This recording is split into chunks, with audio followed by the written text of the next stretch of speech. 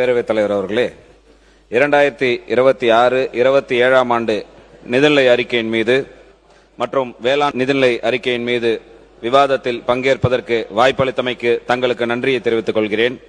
மாண்புமிகு தமிழக முதலமைச்சர் அவர்களுக்கும் நன்றியை தெரிவித்துக் கொள்கிறேன். மேலும் எனக்கு இந்த வாய்ப்பை வழங்கிய பாட்டாளி மக்கள் கட்சியினுடைய தலைவர், முன்னாள் நடுவண் சுகாதாரத்துறை அமைச்சர், இந்திய தேசத்திற்கே 108 ஆம்புலன்ஸை கொண்டு வந்து சேர்த்த எங்களுடைய தலைவர் மருத்துவர் அன்புமணி ராமதாஸ் அவர்களுக்கும் இந்த நேரத்தில் நன்றியை தெரிவித்துக் கொள்கின்றேன்.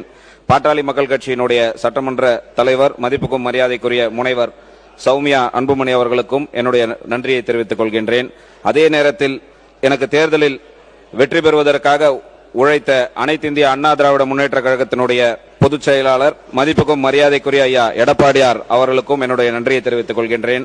அதே நேரத்தில் என்னுடைய வெற்றிக்கு உறுதுணையாக இருந்த முன்னாள் அமைச்சர், மதிப்புக்கும் மரியாதைக்குரிய அண்ணன் CV சண்முகம் அவர்களுக்கும் என்னுடைய நன்றியை இந்த நேரத்தில் காணிக்கையாக்குவதோடு, எனக்கு உறுதுணையாக இருந்த தோழமை கட்சிகள், பாரதிய ஜனதா கட்சி, புரட்சி பாரதம் கட்சி, அமமுக உள்ளிட்ட அனைத்து தோழமை கட்சிகளின் தலைவர்களுக்கும் என்னுடைய நன்றியை உரித்தாக்கிக் கொள்கின்ற அதே நேரத்தில் 2011 ஆண்டு என்னுடைய 26வது வயதில் செஞ்சி தொகுதியில் போட்டியிடுவதற்காக எங்களுடைய நிறுவனர் என்னை அந்த மண்ணிற்கு அனுப்பி வைத்த பொழுது, அந்த மக்கள் தங்கள் வீட்டு பிள்ளையாக அவ்வளவு பெரிய அலையிலேயும் விழுப்புரம் மாவட்டத்தில் என்னை வெற்றி பெற வைத்த அந்த செஞ்சி தொகுதி மக்கள் மீண்டும் 10 ஆண்டுகள் கழித்து அதைவிட மிக அதிகமான நம்பிக்கையும் அன்பையும் வைத்து இன்றைக்கு இந்த அவைக்கு அனுப்பி வைத்திருக்கக்கூடிய அந்த செஞ்சி தொகுதி வாக்காளர்களுக்கு என்றும் நன்றி கடன் பட்டவனாக இருப்பேன் என்பதை இந்த நேரத்தில் தெரிவித்துக் கொண்டு, அதையும் தாண்டி இந்த அவையில் இருக்கக்கூடிய அனைத்து உறுப்பினர்களுக்கும் வணக்கத்தை தெரிவித்து, முதல்படியாக இந்த நிதிநிலை அறிக்கையில் நீர்வளத்துறையில மரியாதைக்குரிய அமைச்சர் அவர்கள் கூறியிருப்பது போல பெண்ணையாறு செய்யாறு இணைப்பு திட்டத்திற்கு திட்ட அறிக்கை தயாரிப்பதற்காக 50 கோடி நிதி ஒதுக்கப்பட்டிருக்கிறது. ஆனால் விழுப்புரம் மாவட்டத்தில் அனைவருக்கும் தெரிந்த ஒரு விஷயம், நந்தன் வாய்க்கால் திட்டம் என்பது நீண்ட நெடிய காலமாக அந்த மக்கள் அங்கே போராடி கொண்டு வருகின்ற திட்டம். அதற்கு பெஞ்சல் புயலில் பாதிக்கப்பட்டு 76 கோடி ரூபாய், கிட்டத்தட்ட ஒரு 80 கோடி ரூபாய் தேவை என்று பல முறை திட்ட அறிக்கை 2018 இருந்து அந்த திட்ட அறிக்கை இங்கே அனுப்பப்பட்டு வந்திருக்க காலத்துல அது கிடப்பிலேயே கிடைக்கிறது. 50 கோடி நம்ம டிபிஆருக்கு ஒதுக்கி இருக்கிறோம். இது போதுமானதாக டிபிஆர் தயாரிக்கிறதுக்கு இருந்தாலும் நந்தன் வாய்க்காலுக்கு என்று ஒரு தனி நிதியை, தொகுப்பு நிதியை வழங்குவதற்கு அரசு முன்வர வேண்டும் என்று பணிவோடு இந்த நேரத்தில் கேட்டுக்கொண்டு, அடுத்தபடியாக செஞ்சி பேரூராட்சி பகுதி என்று சொல்லக்கூடிய நம்முடைய செஞ்சி பேரூராட்சி பகுதி, அங்கே அந்த பேரூராட்சி நிர்வாகத்தின் மூலமாக குப்பைகள் கொட்டப்பட்டு ஒரு சீர்கெட்ட சூழ்நிலை அங்கே நிலவி கொண்டிருக்கிறது. இது குறித்து நாங்கள் பலமுறை பேரூராட்சி நிர்வாகத்திடம் தெரிவித்தாலும் கூட அங்கே பேரூராட்சி அலுவலர், செயல் அலுவலர் என்று சொல்லக்கூடியவர் நீண்ட நாட்கள் காலமாக அங்க பணியை செய்யவில்லை. அது ஏன் என்பது எங்களுக்கும் தெரியவில்லை. அங்க பல்வேறு குற்றச்சாட்டுகள் வந்து கொண்டிருக்கிறது. மாண்புமிகு அமைச்சர் அவர்கள் நேரடி கவனத்தை அதில் செலுத்தி அங்கே என்னென்ன முறைகேடுகள் நடந்திருக்கிறது, ஏன் செயல் அலுவலர்கள் கடந்த 5 ஆண்டு காலத்துல 1 வருஷத்துக்கு மேல அங்க பணி செய்ய மாட்டிருக்கிறார், இது வரைக்கும் 1 வருஷத்துல 6 செயல் அலுவலர்கள் அங்க மாறி இருக்கிறார்கள் என்பதை கண்டறிவதற்கு ஒரு குழு அமைக்க வேண்டும் என்பதை இந்த நேரத்தில் உங்களுக்கு தெரிவித்துக் கொண்டு, அதே செஞ்சி தொகுதியை பொறுத்தவரை மிக முக்கியமான பிரச்சனை, போத்வாய், பழவளம் போன்ற கிராமங்கள் அருகே டான்மைன் நிறுவனத்தின் மூலமாக முந்தைய காலங்களில் அனுமதி பெற்று கிரானைட் குவாரி ஒன்று அங்கே நடைபெற்றுக் கொண்டிருந்தது. அங்கே கிடைக்கின்ற கிரானைட்டினுடைய தரம் சரியாக இல்லை என்று அந்த கிரானைட் குவாரி இன்றைக்கு கல் குவாரியாக மாற்றப்பட்டு வெடி வைத்து எடுக்கக்கூடிய சூழ்நிலை அங்கே இருந்து கொண்டிருக்கிறது. அந்த வெடி வைக்கின்ற காரணத்தினாலே அருகாமையில் இருக்கக்கூடிய மக்களுடைய வாழ்வாதாரம் மிகவும் அதிகமாக பாதிக்கப்பட்டு, அது குறித்த பல கோரிக்கைகளும் அரசிடம் தெரிவிக்கப்பட்டிருக்கக்கூடிய சூழ்நிலையில் தற்பொழுது அரசு அந்த டான்மை நிறுவனத்திலிருந்து ஒப்பந்தம் பெற்றிருக்கக்கூடிய ஒப்பந்ததாரர்களுக்கு நீங்கள் எல்லா அனுமதியும் பெற்றிருக்கிறீர்கள், 10 நாட்களுக்குள்ள நீங்க உங்க பணியை துவங்கவில்லை என்று சொன்னால் உங்களுடைய ஒப்பந்தம் ரத்து செய்யப்படும் என்று சொன்னதின் அளவில் அங்கு காவல்துறையின் அனுமதியோட அங்கு கற்களை வெட்டி எடுப்பதற்கான முன்முயற்சிகள் மேற்கொள்ளப்பட்டு வருகிறது. இது அந்த பகுதி மக்களிடையே பெரும் பதட்டத்தை ஏற்படுத்தி இருக்கிறது. அந்த பதட்டத்தை தணிப்பதற்கு இந்த அரசு உடனடியாக முன்வந்து அந்த டான்மை நிறுவனத்தின் மூலமாக அங்கே செயல்பட்டு வரக்கூடிய அந்த குவாரியை மூடுவதற்கான நடவடிக்கையை மேற்கொள்ள வேண்டும் என்று உங்களை பணிவோடு கேட்டுக்கொள்கின்றேன். அதே நேரத்தில் பிரசித்தி பெற்ற மேல்மலையனூர் அங்காளம்மன் திருக்கோவில் என்பது அங்கே அமைந்திருக்கிறது. நான் இங்கே இந்த நேரத்தில் நின்று பேசுகிறேன் என்று சொன்னால் அதற்கு 2 பேர் தான் காரணம். ஒன்று, எங்களுடைய நிறுவனர் தமிழின போராளி மருத்துவர் ஐயா. தமிழின போராளி மருத்துவர் ஐயா என்றால் வாழும் பெரியார். வாழும் பெரியார் என்று சொல்ல வேண்டும் என்று சொன்னால் இன்றைக்கும் இருக்கக்கூடிய ஒரு அரசியல் தலைவர் என் கால் எப்பொழுதும் சட்டமன்றத்திலும் நாடாளுமன்றத்திலும் படாது என்று சொல்லி இன்றைக்கும் மக்கள் பிரச்சனையை மக்கள் மத்தியில் வைத்து பல போராட்டங்களை முன்னெடுத்திருக்கக்கூடிய போராளி மருத்துவர் ஐயா அவர்களையும் வணங்கி என்னை இந்த அவைக்கு கொண்டு வந்து சேர்த்திருக்கக்கூடிய மேல்மலையனூர் அங்காள பரமேஸ்வரி அம்மனை வணங்கி மேல்மலையனூர் ஊராட்சியில் அந்த கோவிலுக்கு மாதந்தோறும் அமாவாசை தினம் அன்று 1 லட்சத்திற்கும் மேற்பட்ட பக்தர்கள் பல லட்ச பக்தர்கள் வந்து செல்வார்கள். அங்கே இருக்கக்கூடிய அந்த அக்னி குளம் என்பது ஊராட்சி ஒன்றியத்தினுடைய கட்டுப்பாட்டில் இருந்து கொண்டிருக்கிறது. அது பராமரிப்பு இல்லாத சூழ்நிலையினால அங்க வருகின்ற பக்தர்கள் அனைவரும் பார்த்தீர்கள் என்று சொன்னால் ஆடை காணிக்கை எப்படி திருநள்ளாறுல வந்து ஆடைகளை காணிக்கையாக கொடுக்கிறார்களோ அதுபோல் அந்த குளத்திலேயே ஆடைகளை விட்டுவிட்டு செல்கின்ற காரணத்தினாலே பல உயிரிழப்புகள் ஏற்பட்டிருக்கின்ற வரலாறு அங்கே இருக்கிறது. அந்த குளத்தை பராமரிப்பதற்கு உடனடியாக உள்ளாட்சி துறையும் இந்து சமய அறநிலைத்துறையும் நடவடிக்கை மேற்கொள்ள வேண்டும் என்பதை இந்த நேரத்தில் உங்களுக்கு பணியோடு கேட்டுக்கொண்டு, மிக முக்கிய பிரச்சனையாக திருவண்ணாமலை மாவட்டம் செய்யாறில் அருகே செயல்பட்டு வரக்கூடிய சிப்காட் விரிவாக்கத்தை மேல்மா பகுதியில் அங்கே நடைபெற்றுக் கொண்டிருக்கிறது.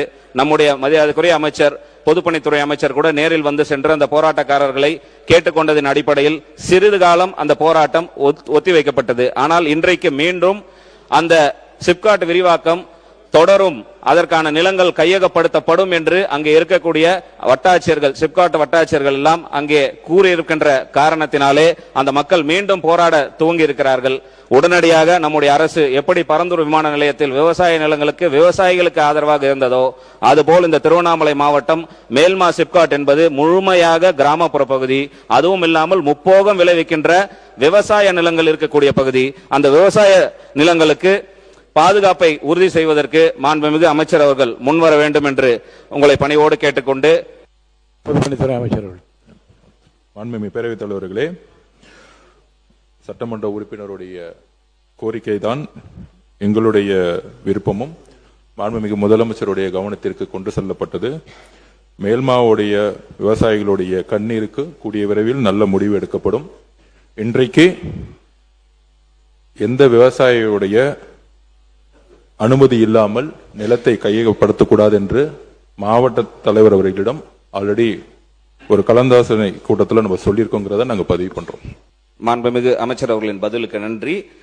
அங்க வந்து தாசில்தார் அவர்கள் நிலத்தை கொடுங்கன்னு சொல்லி கேட்க ஆரம்பித்திருக்கிறார்கள். அதை நான் கவனத்திற்கு கொண்டு வருகிறேன்.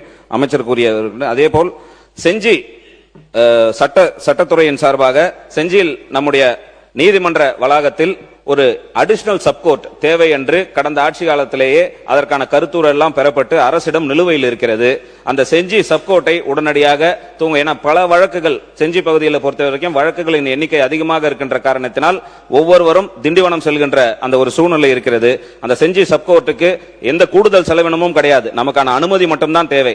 அரசாங்கத்திடம் அந்த அனுமதி நிலுவையில் இருக்கின்ற அந்த சூழ்நிலையில் ஏடிசி கோர்ட் சப்கோர்ட்டை கொண்டு வருவதற்கான அனுமதியை வழங்க வேண்டும் என்று பணிவோடு தெரிவித்துக் கொள்ளும். அதே வேளையில் இந்த அரசு பொறுப்பேற்றவுடன் 717 மதுக்கடைகளை மூடுவதற்காக உத்தரவிட்டார்கள். அந்த 717 மதுக்கடைகள் மூடப்படுவதற்கான காரணங்கள் என்று கூறப்பட்டவை பள்ளியின் அருகாமையிலும் பேருந்து நிலையங்கள் அருகாமையிலும் அடுத்தபடியாக சுகாதாரத்துறை நிறுவனங்களின் அருகாமையிலும் உள்ள மதுக்கடைகள் மூடப்படும் என்று இங்கே அறிவித்தார்கள். ஆனால் அங்கே இருக்கக்கூடிய அதிகாரிகளின் தவறா யாருடைய தவறு என்று எனக்கு தெரியவில்லை. 717 கடைகள் மூடி இருக்கிறதா? அவர்கள் மூடியிருந்தாலும் கூட வருவாயை மட்டுமே ஒரு குறிக்கோளாக வைத்து மூடியிருக்கிறார்களே தவிர, நீங்கள் சொல்வது போல் அங்கே பள்ளிக்கூடத்தில் அருகாமையில் என்று சொன்னால் செஞ்சி பேரூராட்சியில் சாணக்கியா என்ற பள்ளி இயங்கி வருகிறது. அதுல இருந்து 300 மீட்டர் அரசு ஆரம்ப சுகாதார நிலையத்திற்கு எதிராகவே ஒரு கடை செயல்பட்டு வருகிறது. வரிக்கல் என்ற ஊராட்சியில் செஞ்சி தொகுதியை பொறுத்தவரையில் வரிக்கல் என்ற ஊராட்சியில் பேருந்து நிறுத்தத்திற்கு பக்கத்தில் இருக்கக்கூடிய ஒரு கடை என்பது இன்றைக்கும் செயல்பட்டு வந்து கொண்டிருக்கிறது. ஆலம்புண்டி அரசு மேல்நிலை பள்ளியின் அருகாமையில் 300 மீட்டர்ல ஆலம்புண்டி என்ற ஊராட்சியில அரசு மேல்நிலை பள்ளிக்கு அருகாமையிலேயே ஒரு கடை செயல்பட்டு கொண்டு வருகிறது. இவை அனைத்தும் சட்டவிரோதமாக உங்களுடைய சட்ட விதிகளுக்கு புறம்பாக செயல்பட்டு வரக்கூடிய மதுபான கடைகள். அவைகளை உடனடியாக நடவடிக்கை மேற்கொண்டு அந்த கடைகளை அப்புறப்படுத்துவதற்கோ இல்ல இடமாற்றம் செய்வதற்கான நடவடிக்கை எடுக்க வேண்டும் என்று அமைச்சர் மதுவிலக்கு பத்தி தான் அவர் சொன்ன விஷயம் தான். பதில் பிரச்சனை எங்க ஆரம்பிக்கிறது என்று சொன்னால் அமைச்சர் கூறிய பதில் இருந்து ஆரம்பிக்கிறது.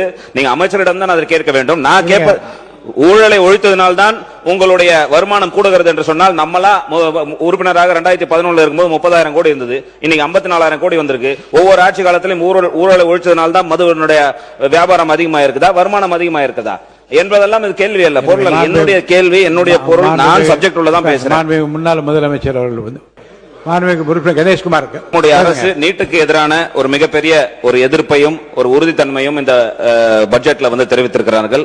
இதே நேரத்தில் என் தொகுதி சார்ந்த ஒரு கோரிக்கையை மட்டும் நான் இங்கே வைக்க விரும்புகிறேன்.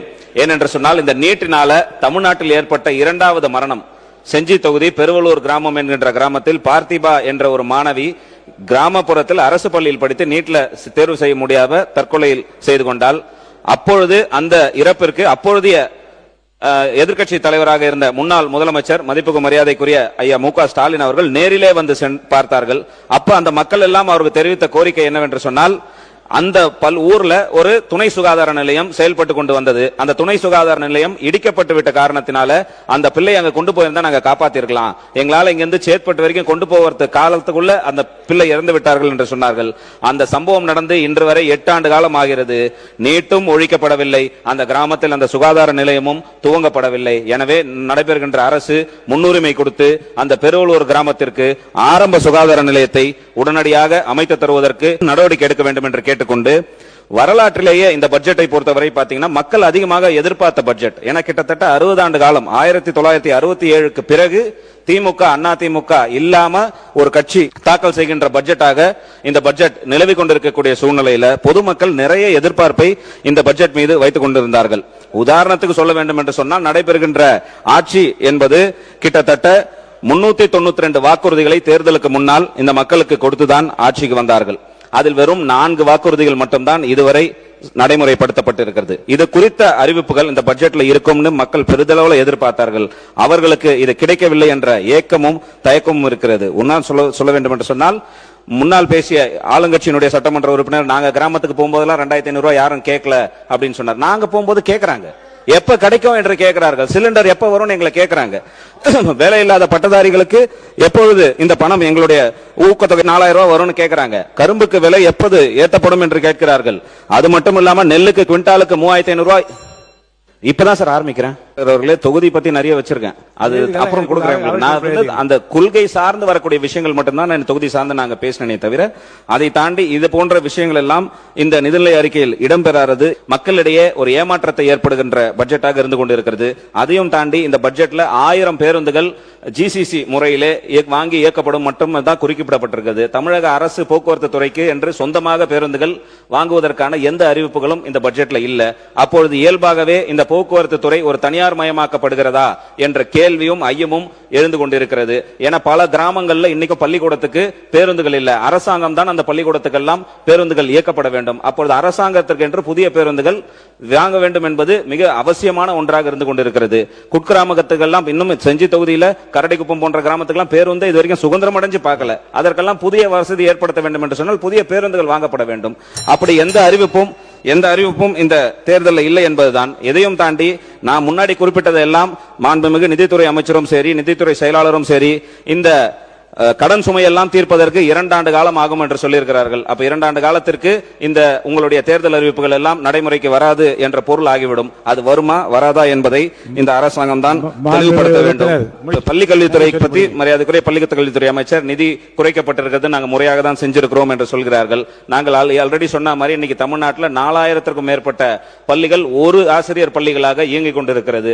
இந்த நிலைக்கு காலி பணியிடங்கள் கிட்டத்தட்ட பள்ளிக்கல்வித்துறையில எக்கச்சக்கமாக இருக்குது. அது மட்டும் இல்லாம கிட்டத்தட்ட 2 லட்சம் அரசு பணியிடங்கள் இன்றைக்கும் நிரப்பப்படாமல் இருக்கிறது. இந்த அரசு வந்தவுடன் நிரப்பப்படுவதற்கான எந்த அறிவிப்பும் இதுல இல்ல. பள்ளிக்கூடங்களுக்கு அதிகமான நிதி ஒதுக்காமல் காலி பணியிடங்களை நிரப்பாமல் தரமான கல்வியை நாம் கொடுக்க முடியாது. இதை கொடுத்தாதான் நம்ம ஏஐக்கு வர முடியும். ஏஐக்கு முக்கியத்துவம் கொடுக்கின்ற அளவிற்கு பள்ளி கல்விக்கும் விவசாயத்திற்கும் நாம் முக்கியத்துவம் கொடுக்க வேண்டும் என்று இந்த நேரத்தில் தெரிவித்துக் கொள்ளும். அதே நேரத்தில் தமிழ் வளர்ச்சி துறைக்கென்று எவ்வளவு நிதி ஒதுக்கப்பட்டிருக்கிறது என்பது நிதிநிலை அறிக்கையில சரியாக குறிப்பிடப்படவில்லை. மீண்டும் இந்த தமிழ்நாட்டில் எங்கும் தமிழ் இல்லை என்ற நிலைதான் இப்போது இருந்து கொண்டிருக்கிறது. பாட்டாளி மக்கள் கட்சியினுடைய நிறுவனர் எங்களுடைய மருத்துவர் ஐயா அவருடைய 85வது வயதில் தமிழை தேடி என்ற ஒரு நீண்ட பயணத்தை சென்னையிலிருந்து மதுரை வரை மேற்கொண்டார். அந்த மனநிலையை அரசாங்கமும் பிரதிபலிக்க வேண்டும் என்று கேட்டுக்கொண்டு எங்களுடைய ஒரு இதாக, ஏன்னா இன்னைக்கு நமக்கு இருக்கக்கூடிய முதலமைச்சர் என்பது அவரை பின்தொடர்வதற்கு நிறைய இளைஞர்கள் தயாராக இருக்கிறார். அவருடைய உடையாக இருக்கட்டும், அவருடைய இதுவாக இருக்கட்டும், அப்படி பின்தொடர்வதற்கு நிறைய இளைஞர்கள் இன்றைக்கு இருக்கக்கூடிய சூழ்நிலையில் அவருடைய அறிக்கைகளையும் அவருடைய பதிலுரைகளையும் தூய தமிழ் வார்த்தைகள் இடம்பெறுமே ஆனால் அதையும் பின்தொடர்வதற்கு இந்த இளைஞர்களுக்கும் அடுத்த தலைமுறைக்கும் ஏதுவாக இருக்கும் என்ற ஒரு வேண்டுகோளை இந்த நேரத்தில் வைத்துக் கொண்டு, தமிழ்நாட்டு மக்களின் நம்பிக்கையை நிறைவேற்றுவதற்கான கதவுகள் தமிழக அரசிற்கு இன்னும் மூடப்படவில்லை. இந்த நிதிநிலை அறிக்கை மீதான விவாதத்தில் பதிலளித்து பேசும்போது மக்களின் நம்பிக்கையை நிறைவேற்றும் வகையிலான திட்டங்கள் இந்த தமிழக அரசு கொண்டு வர வேண்டும் என்று மாண்புமிகு நிதியமைச்சர் அவர்களுக்கு தெரிவித்துக் கொண்டு, இது போன்ற மக்கள் நம்பிக்கையை பெறுவதற்கான நடவடிக்கையை எடுப்பதற்கு பாட்டாளி மக்கள் கட்சி துணை நிற்கும் என்று கூறி வாய்ப்புக்கு நன்றி கூறுகிறேன். நன்றி.